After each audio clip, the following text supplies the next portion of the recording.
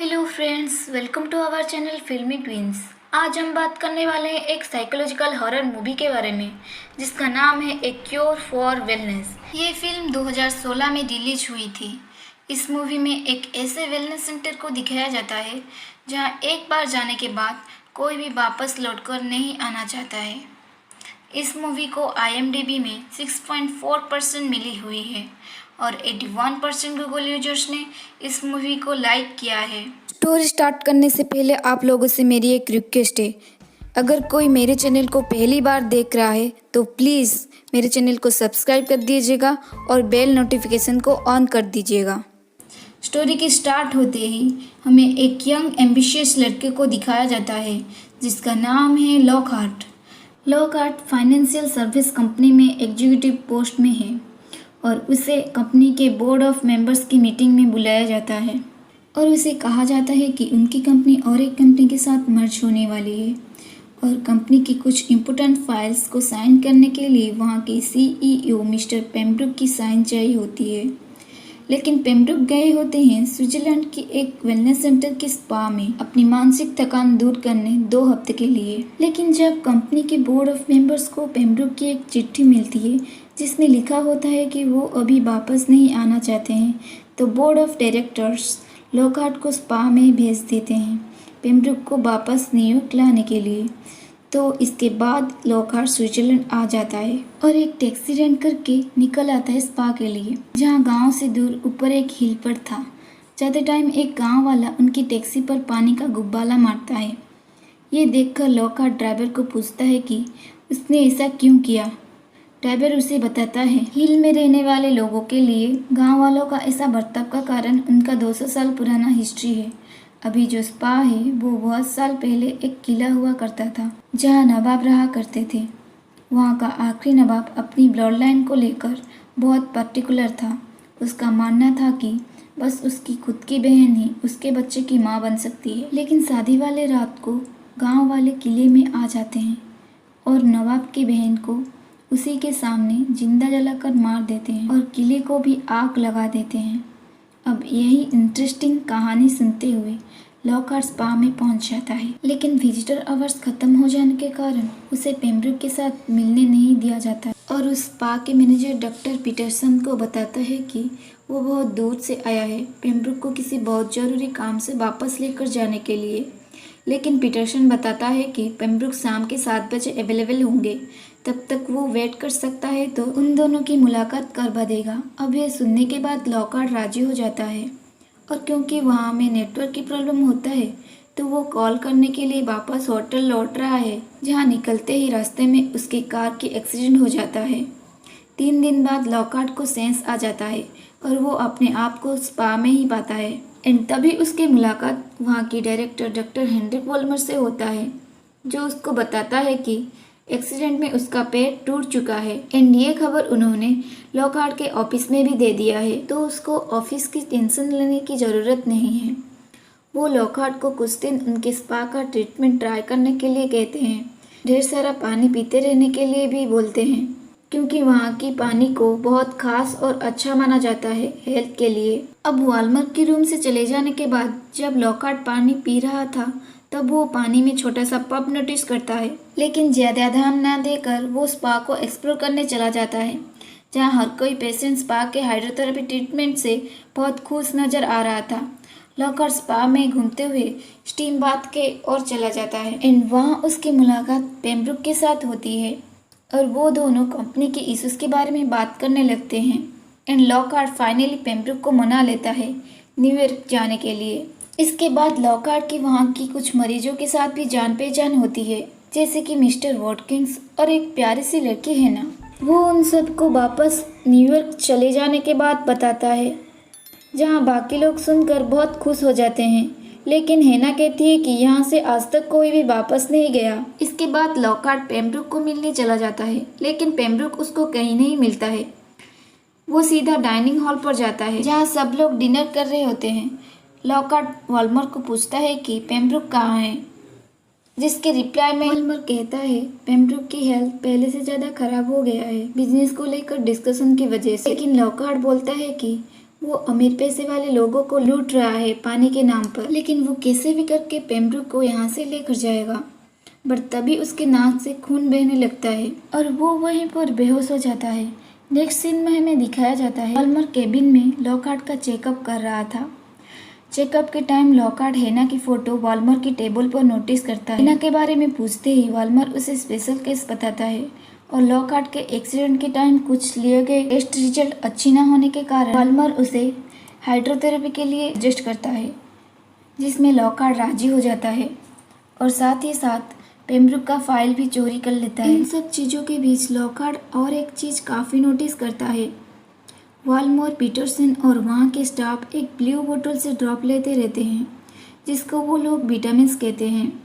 Lockhart की treatment चालू होती है, जहाँ उसको एक बड़े टैंक के अंदर रखा जाता है, लेकिन कुछ देर बाद उसको इन मछली दिखते हैं पानी में, जिसे वो बहुत पैनिक हो जाता है और वो जब बाहर निकलने की कोशिश करता है तो उसका ब्रीदिंग ट्यूब निकल जाता है। वो ऑलमोस्ट डूब गया था। तभी वहाँ के स्टाफ दरवाज़ा खोल देते हैं और लॉकहार्ट निकल के जब टब में देखता है वहाँ पानी में कुछ भी नहीं होता। अब नेक्स्ट डे मिसेस वॉटकिंस और लॉकहार्ट की मुलाकात होती है, जहाँ वो लोग नवाब और उसके बहन के बारे में बात कर रहे थे। मिसेस वॉटकिंस बताती है कि गांव वालों ने सिर्फ इसीलिए यह जगह नहीं जलाई थी क्योंकि नवाब उसके बहन के साथ शादी करना चाहता था, बल्कि इधर किले में मजदूरों के ऊपर किसी तरह का मेडिकल एक्सपेरिमेंट किया जा रहा था। बाद में कुछ लोगों की लाशें किसानों के खेतों पे मिली थी, बहुत ही बुरी हालत में, एकदम से सुखड़ी हुई इजिप्ट की मम्मी की तरह। ये बात कहकर मिसेस वॉटकिंस अपने ट्रीटमेंट के लिए चली जाती है। इधर लॉकहार्ट फिर से हेना से मिलता है और उसको टाउन तक साइकिल पर राइड देने के लिए कहता है। अब वो लोग एक लोकल क्लब में आते हैं, जहां लॉकहार्ट हेना को बियर ऑफर करता है। हेना के लिए फर्स्ट टाइम था किसी लड़के के साथ ऐसे बाहर आना, क्योंकि उसको स्पा से बाहर निकलने की परमिशन नहीं थी। लॉकहार्ट उसके माता पिता के बारे में पूछने पर बताती है माँ उसके बचपन में ही जलकर मर गई थी और वाल्मर ने उसे कहा है कि जब वो ठीक हो जाएगी तब उसके पिता उसे लेने के लिए आ जाएंगे। लॉकहार्ट यहाँ टाउन में कोई डॉक्टर ढूंढने आया था जिसको वो पेम्ब्रुक का रिपोर्ट दिखा सके। पब की मालिक से उसे एक जानवरों के डॉक्टर का पता चलता है और वो हेना को वेट करने के लिए कह के उस डॉक्टर से मिलने चला जाता है। वो डॉक्टर रिपोर्ट देखकर बताता है कि पेम्ब्रुक का दांत टूट रहा है कॉलिंग डिहाइड्रेशन की वजह से। अब लॉकहार्ट इस बात को लेकर काफ़ी सरप्राइज होता है, क्योंकि हर टाइम स्पा में पानी पिलाया जाता है तो ऐसे कैसे हो सकता है। लेकिन तब उसे 200 साल पहले नवाब के एक्सपेरिमेंट से मरे हुए लाशों की याद आती है और उसको इन दोनों मैटर्स के बीच में कनेक्शन है ऐसे लगने लगता है। उस डॉक्टर से लॉकहार्ट को ये भी पता चलता है कि उसकी बहन बीमार नहीं थी, उसको बस कुछ प्रॉब्लम थे जिसके कारण बच्चा नहीं हो रहा था और नवाब इसी का क्योर ढूंढ रहा था। इसके बाद लॉकहार्ट क्लब में वापस आ जाता है। न्यूयॉर्क कॉल लगाता है यह जानने के लिए कि पेम्ब्रुक पहले से कोई ऐसी बीमारी थी या नहीं, लेकिन ऑफिस से बताया जाता है कि पेम्ब्रुक अपनी हेल्थ को लेकर काफ़ी कंसर्न था, इसीलिए अपनी हेल्थ का काफ़ी ख्याल रखता था। और उसको ये भी पता चलता है कि किसी ने उसकी एक्सीडेंट की खबर ऑफिस में इन्फॉर्म नहीं किया था, तो वाल्मर ने उसे झूठ बोला था। इधर क्लब में हेना डांस करने लगती है और गांव का एक लड़का उसे छेड़ने लगता है, इसीलिए लॉकहार्ट के उस लड़के से फाइट हो जाती है और तभी वहाँ पर वाल्मर आ जाता है और उन दोनों को वापस ले जाता है। वो स्पा में आती है, उसकी दांत निकल आती है और वो खुद के सवालों का जवाब ढूंढने के लिए स्पा की रेस्ट्रिक्टेड एरिया में चला जाता है। वो एक रूम में जाते ही मिसेस वॉटकिंस मिलती है।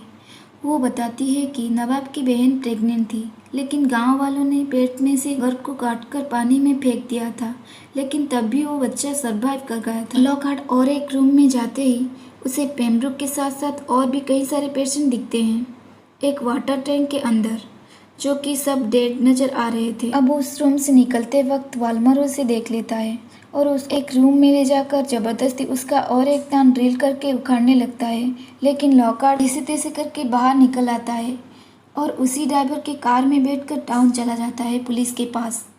वो पुलिस को सब कुछ बताता है जो कुछ उसने वहाँ पर देखा हुआ था, लेकिन वो पुलिस वाला वाल्मर को इन्फॉर्म कर देता है, जिससे लॉकहार्ट को समझ आ जाता है पुलिस भी इन लोगों के साथ मिली हुई है।